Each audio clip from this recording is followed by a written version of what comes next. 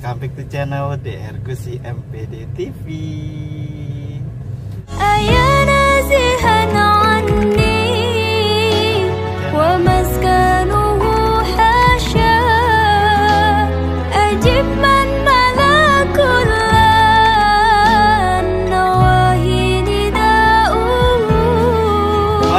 Mahasiswa yang dirahmati oleh Allah Subhanahu wa Ta'ala, di perguruan hari ini dan sesi yang ketiga yang terakhir, yakni strategi pembelajaran Al-Quran Hadis.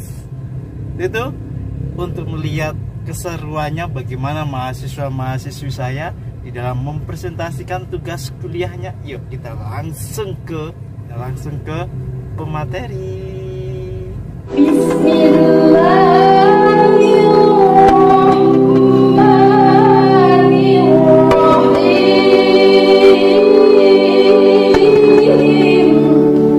Curahkanlah di hati kami asma'u ya Rahman ya Rahim, agar anak-anak para mahasiswa kami, wabil khusus ya Allah mahasiswa STAI Sultan Syarif Hasim Siak, para wisudawan wisudawati hari ini ya Rabbal Alamin, mendapatkan rasa kasih dan sayangmu selalu ya Rabbal Alamin.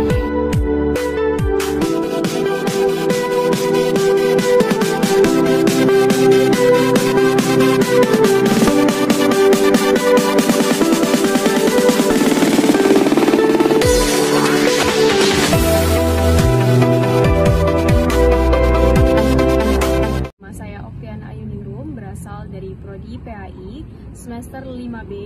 Di sini saya akan menjelaskan mata kuliah Strategi Pembelajaran Al-Quran Hadis, dosen pengampu Bapak Dr. Iwan Agus Supriyono MPD. Sebelum memulai, marilah kita membaca basmalah. Bismillahirrohmanirrohim. Strategi Pembelajaran Terpadu Al-Quran Hadis. Strategi pembelajaran terpadu merupakan suatu aplikasi salah satu strategi pembelajaran berdasarkan pendekatan kurikulum terpadu yang bertujuan untuk menciptakan atau membuat proses pembelajaran secara relevan dan bermakna bagi anak. Pembelajaran terpadu didasarkan pada pendekatan inquiry, yaitu melibatkan siswa mulai dari merencanakan, mengeksplorasi, dan brainstorming dari siswa. Dengan pendekatan terpadu siswa, untuk itu, guru dituntut harus mampu merancang dan melaksanakan program pengalaman belajar dengan tepat. Manfaat dari pembelajaran terpadu yaitu banyak topik-topik yang tertuang di setiap mata pelajaran mempunyai keterkaitan konsep yang dipelajari oleh siswa. Sebagai guru harus pandai dalam memilih topik yang sesuai dalam membimbing pembelajaran. Strategi pembelajaran terpadu Al-Quran Hadis. Strategi pembelajaran ialah operator-operator kognitif yang memproses suatu masalah pembelajaran Al-Quran Hadis yang secara langsung terlibat dalam menyelesaikan tugas. Artinya, strategi pembelajaran ialah perilaku dan proses-proses berpikir termasuk proses memori dan metakognitif yang dilakukan oleh siswa yang dapat mempengaruhi terhadap apa yang dipelajari, sehingga dengan strategi pembelajaran Al-Quran Hadis, siswa dapat menyelesaikan tugas-tugasnya dengan baik dan benar.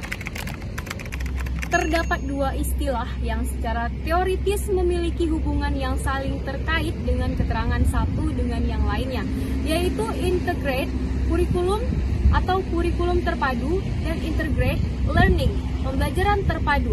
Kurikulum terpadu adalah kurikulum yang menggabungkan sejumlah disiplin ilmu melalui pemanduan isi, keterampilan, dan sikap. Rasional pemanduan itu antara lain disebabkan oleh beberapa hal berikut. 1. Kebanyakan masalah dan pengalaman termasuk pengalaman belajar bersifat interdisipliner, sehingga untuk memahami, mempelajari, dan memecahkan diperlukan multi-skill. Yang kedua, adanya tuntutan interaksi kolaboratif yang tinggi dalam memecahkan berbagai masalah.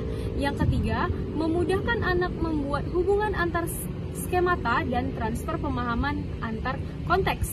Yang keempat, demi efisiensi. Yang kelima, adanya tuntutan keterlibatan anak yang tinggi dalam proses pembelajaran. Sejalan dengan hal tersebut di atas, pembelajaran terpadu banyak dipengaruhi oleh eksplorasi topik yang ada dalam kurikulum, sehingga anak dapat belajar menghubungkan proses dan isi pembelajaran secara lintas disiplin dengan waktu yang bersamaan.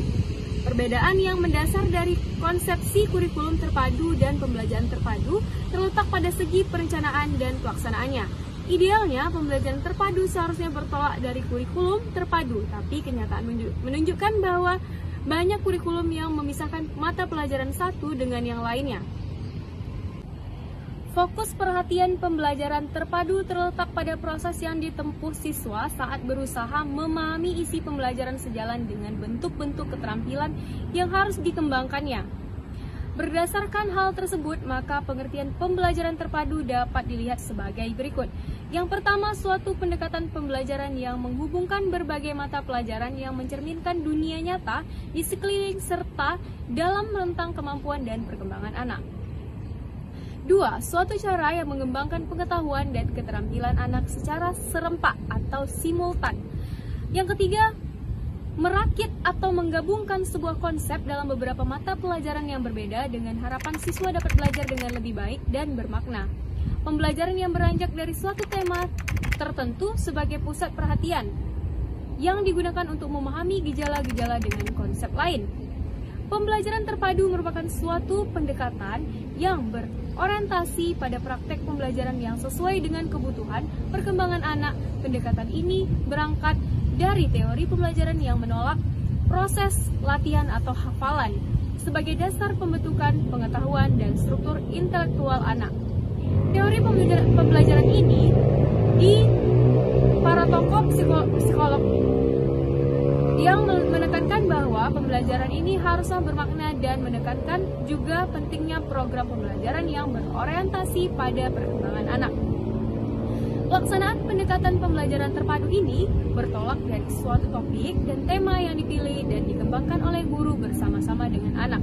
Tujuan dari tema ini bukan hanya untuk menguasai konsep mata pelajaran, akan tetapi konsep-konsep dari mata pelajaran yang terkait dijadikan sebagai alat dan wahana untuk mempelajari dan menjelajahi topik atau tema tersebut. Jika dibandingkan dengan pendekatan konvensional, maka pembelajaran terpadu tampaknya lebih menekankan pada keterlibatan anak dalam proses belajar atau mengarahkan anak secara aktif terlibat dalam proses pembelajaran dan pembuatan keputusan. Pendekatan pembelajaran terpadu ini lebih menekankan pada penerapan konsep belajar sambil melakukan sesuatu atau learning by doing. Alhamdulillah, itu saja yang dapat saya sampaikan. Lebih dan kurang saya mohon maaf. Saya tutup dengan wabillahi taufiq wal hidayah. Wassalamualaikum warahmatullahi wabarakatuh.